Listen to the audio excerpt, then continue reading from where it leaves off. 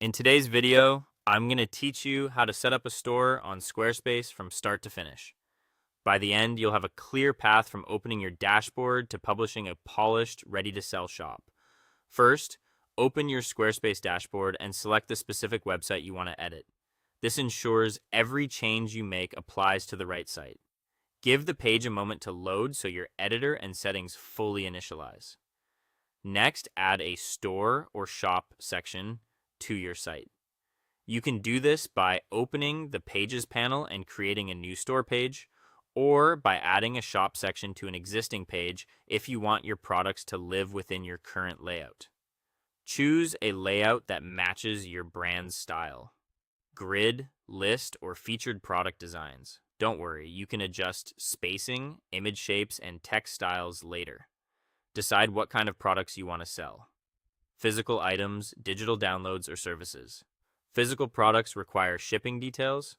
Digital products are delivered by download links, and services often involve scheduling or instructions. Pick the type that best fits what you offer.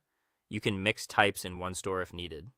Now, add your products. Give each item a clear name and a price that reflects your offer.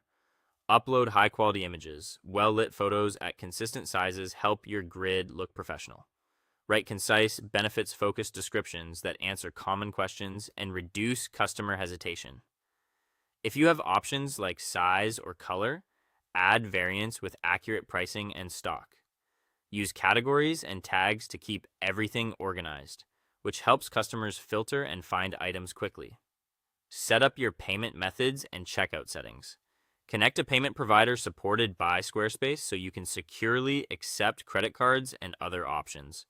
Confirm your currency, add tax rules where required, and set shipping rates and methods for physical goods.